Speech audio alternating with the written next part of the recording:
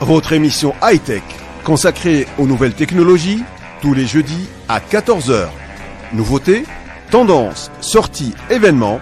Retrouvez toute l'actualité des nouvelles technologies sur Radio Soleil avec Walid.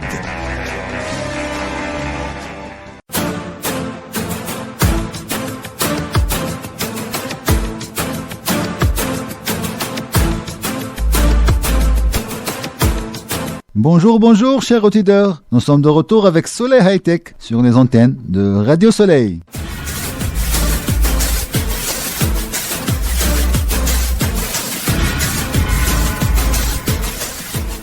Après le retour des vacances, on va vous lister toutes les actualités estivales qui étaient apparues au mois de juillet et au mois d'août. Affaire Telegram, le point sur la mise en examen de Pavel Durov, fondateur de la messagerie chiffrée. Innovation, une technologie Google permet d'utiliser son écran tactile même avec les mains mouillées. Smartphone, console, montre connectée, le contrôle parental s'impose sur tous les écrans. Apple va permettre aux utilisateurs européens de supprimer l'App Store et Safari. Aux États-Unis, Google poursuivi en justice sur la confidentialité des données personnelles. Festival et concert de l'été, c'est quoi ces écouteurs dont tous les artistes ne séparent plus sur scène? Mais ça veut dire quoi? Very mindful, cette nouvelle expression tendance. Vous connaissez maintenant le programme, alors bonne écoute.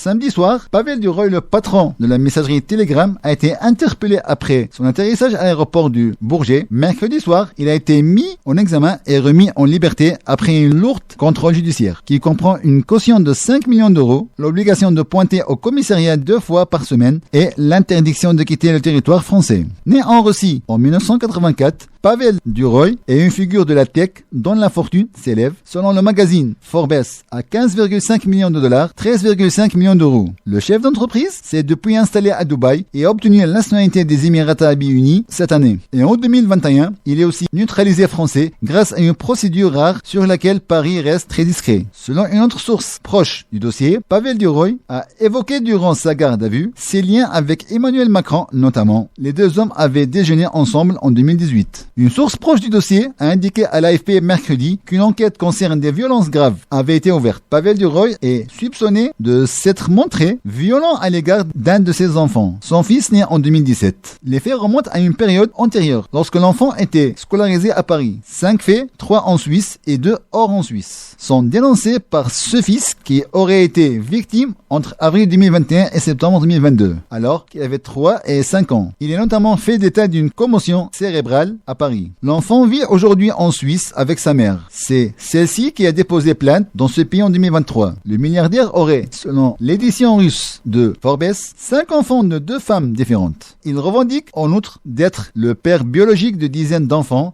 de son sperme. Cette enquête a été confiée à l'Office des mineurs.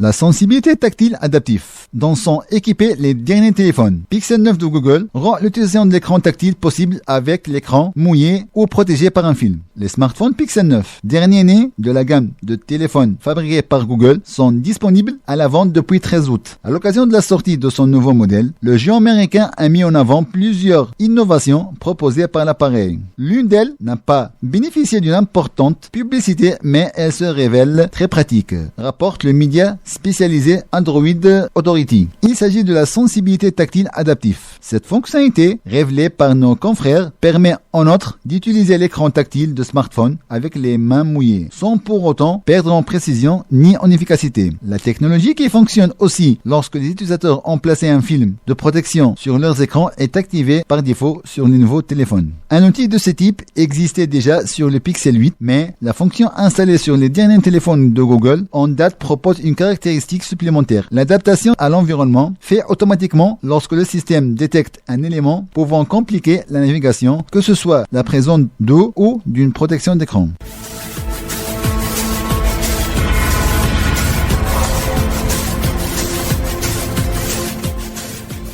Une nouvelle étape importante dans la protection des mineurs sur Internet en France vient d'être franchie. Depuis le 13 juillet, tous les appareils connectés commercialisés dans l'Hexagone doivent obligatoirement proposer un dispositif de contrôle parental dès leur première mise en service. Cette mesure, issue de la loi Studer, adoptée en mars 2022, vise à donner aux parents de nouveaux outils pour encadrer l'accès à leur téléphone et au contenu en ligne. Des smartphones en montre connectée, en passant par les consoles de jeux et les télévisions intelligentes. C'est tout un écosystème numérique qui se voit contraint de s'adapter. La jeunesse de la loi Studer remonte à un constat alarmant. En 2022, 90 des adolescents français de 12 à 17 ans possèdent un smartphone, tandis que l'âge moyen du premier usage s'établit à 9 ans et 9 mois. Face à cette exposition précoce et massive aux écrans, le député Bruno Studer a porté un texte visant à renforcer drastiquement la protection des mineurs en ligne. Adoptée le 2 mars 2022, la loi impose aux fabricants d'équipements connectés de nouvelles applications en matière de contrôle parental.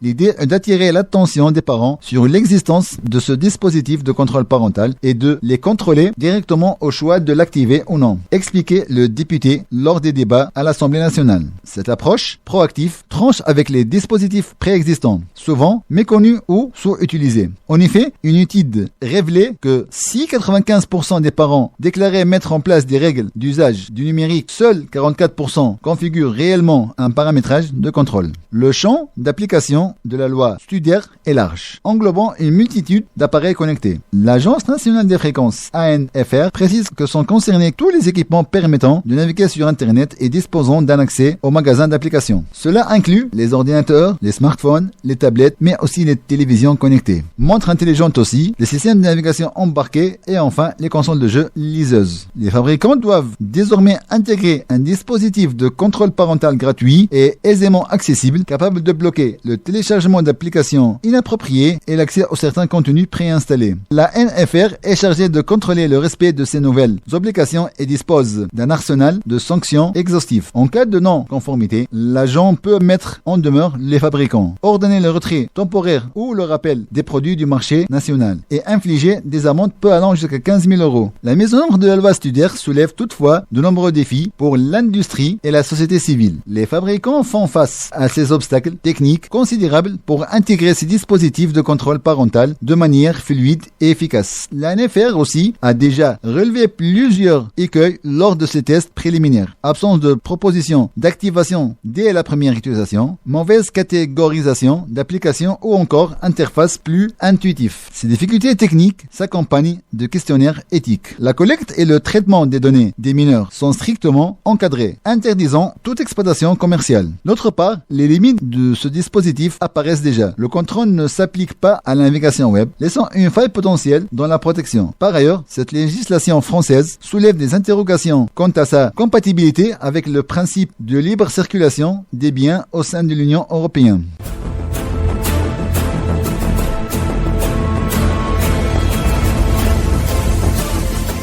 La première partie vient de se terminer. On vous laisse avec une petite pause musicale et on vous retrouve dans quelques instants. Restons connectés, restons actifs. J'imagine ma terre sous les parasols. Mais là je m'imagine la perche devient parano. Je perds la raison, elle a raison. Je crois qu'elle veut mon nom derrière son prénom. Elle a jamais retourné sa veste, non. C'est ça qui me fait tourner la tête. Elle me dit imagine ma terre sous les parasols. Mais là je m'imagine, la perche devient parano. Je perds la raison, elle a raison. Je crois qu'elle veut mon nom derrière son prénom. Elle a jamais retourné sa veste, non. Elle veut voir Mada, je veux y voir clair. Elle veut quitter Paname et changer d'air. Elle aime les balades et les choses simples. Elle envie pas la vie d'un milliardaire. Même quand elle me travaille, me teste et que ma garde se baisse, je peux pas la quitter, elle me fait kiffer. Elle sait que dans son regard je me perds. J'aime ses qualités, ses défauts. Quand je disais je t'aime aux autres, c'était faux. Petit verre de rhum, j'aime ses beaux. Je repense à quand j'étais pauvre. On veut changer de vie, changer de météo. Les degrés dans l'air, dans le verre ex-aequo. Loin des trams et des quais de métro. À deux sur la moto de GTO. Elle me dit imagine ma terre sous les parasols. Mais là je m'imagine, la perche devient parano. Je perds la raison, elle a raison. Je crois qu'elle veut mon nom derrière son prénom.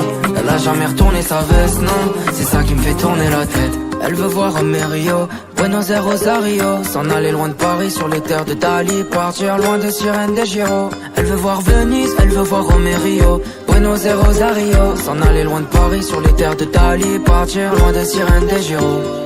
Au début elle m'a rayonné quand elle a vu comment je papillonnais. Mais c'est devenu passionnel, on a tellement de routes à sillonner. On parle de vivre face à la mer, je vois bien qu'elle est pas casanière. Le soir elle a l'air la manière, c'est ma folle pas la ma cavalière.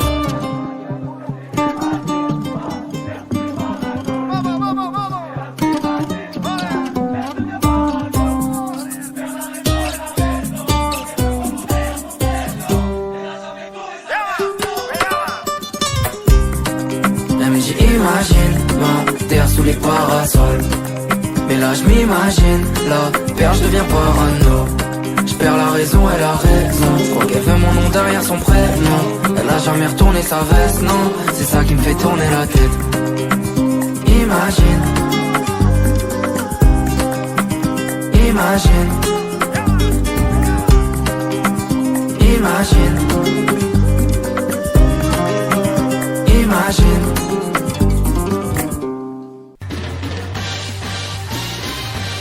Soleil High-Tech sur Radio Soleil.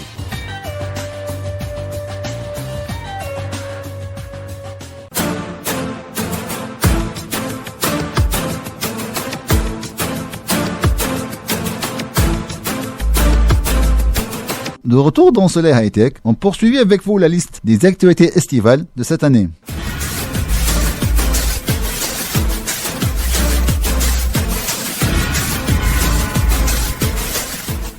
Apple va désormais permettre aux utilisateurs des smartphones et tablettes dans l'Union européenne de supprimer les applications de la marque installées par défaut sur ces appareils comme l'App Store ou le navigateur Safari. Le fabricant de l'iPhone a pourtant construit son succès en partie pour son écosystème fermé. Avec les outils entre eux et sur différents appareils, les utilisateurs peuvent facilement contourner l'App Store pour tirer des applications mobiles, telles que les applications qui venaient d'autres sources. Les applications App Store, messages, caméras, photos et Safari pourront être supprimées pour les utilisateurs de l'Union européenne, a indiqué Apple sur une page web d'aide aux développeurs. Seules les applications réglages et téléphone ne sont pas et ne pourront pas être supprimées. Les utilisateurs européens d'iPhone ou d'iPad pourront en outre gérer les paramètres par défaut des navigateurs, de la messagerie, des appels téléphoniques et d'autres fonctions selon Apple. Apple du coup ne prend pas cette décision de gaieté de cœur. Depuis l'entrée en vigueur du règlement sur le marché numérique de la DMA, il y a un an, Apple et les autorités européennes sont engagés dans un bras de fer rythmé par des procédures de menaces. Les règles de l'App Store enfreignent le DMA, elles empêchent les développeurs d'applications d'orienter les consommateurs vers des canaux de distribution alternatifs pour des offres et plus de contenu, a estimé Bruxelles dans un avis préliminaire en juin après une enquête. Si ces conclusions préliminaires sont confirmées et si la firme américaine ne modifie pas l'App Store d'une manière jugée satisfaisante par l'Union européenne, elle pourrait écoper d'une amende allant jusqu'à 10% de son chiffre d'affaires mondial, soit plus de 30 millions ou 30 milliards d'euros sur la base des ventes de l'an dernier, et même jusqu'à 20% en cas d'infraction répétée.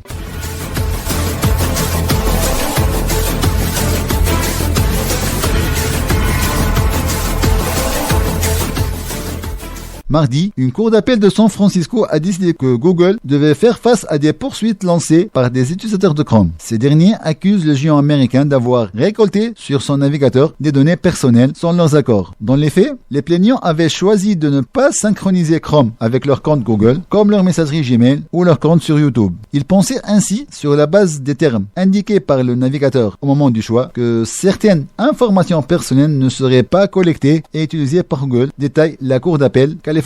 Les recours collectifs des plaignants avaient été initialement rejetés, estime que Google avait réussi à prouver que les utilisateurs de Chrome avaient consenti à la collecte de leurs informations privées. Mais, selon les magistrats de la cour d'appel, les termes utilisés par le géant américain d'Internet peuvent prêter à confusion. Ainsi, le tribunal de dernière instance aurait dû, selon eux, examiner l'affaire de point de vue d'un utilisateur typique et non en attribuant à cet utilisateur les compétences d'un avocat d'affaires expérimenté ou d'une personne personne capable de se frayer facilement sur un chemin dans un labyrinthe de jargon juridique pour comprendre à quoi elle sert. Les notices de Google, telles que les informations personnelles stockées par Chrome, ne seront pas envoyées à Google, sauf si vous activez la synchronisation, peuvent conduire un utilisateur raisonnable à penser qu'il ne se synchronise pas. Google n'aurait pas ainsi l'accès à ces informations personnelles, précise encore la Cour. Fin décembre, Google avait accepté de détruire les données récoltées sur des millions d'utilisateurs, suivant les termes d'un accord passé pour mettre fin à ces poursuites sur le monde de Chrome. Dans une plainte déposée en 2020, des plaignants accusaient le groupe américain de donner la fausse impression aux utilisateurs qui ne sont pas suivis par Google quand ils surfent en mode incognito et réclament 5 milliards de dollars, 4,5 millions d'euros. De Washington à Bruxelles, les autorités essaient depuis longtemps d'encadrer les pratiques de Google et Meta, dont le ciblage publicitaire personnalisé des utilisateurs est l'un des principaux moteurs de leurs bénéfices.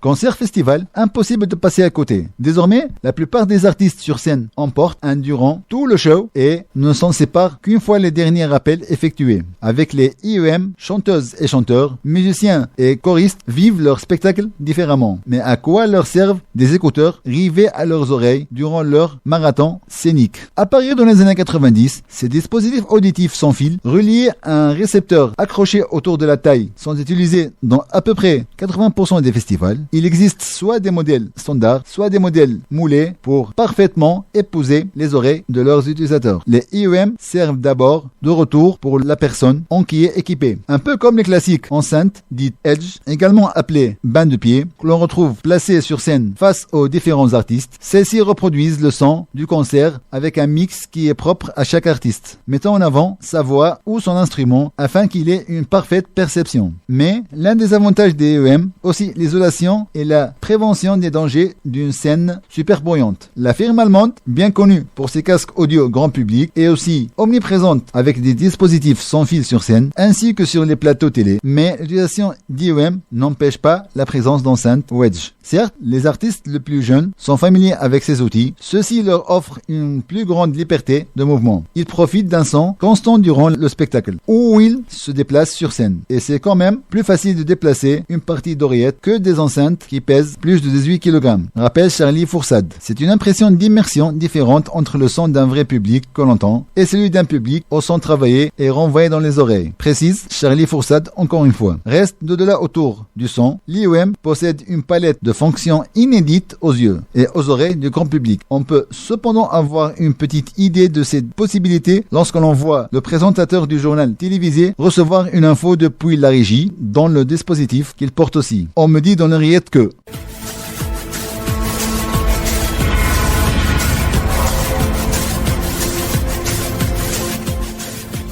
nous arrivons à la fin de notre émission. On remercie beaucoup nos chers éditeurs et auditrices et on vous retrouve la semaine prochaine pour un nouvel épisode de Soleil High Tech.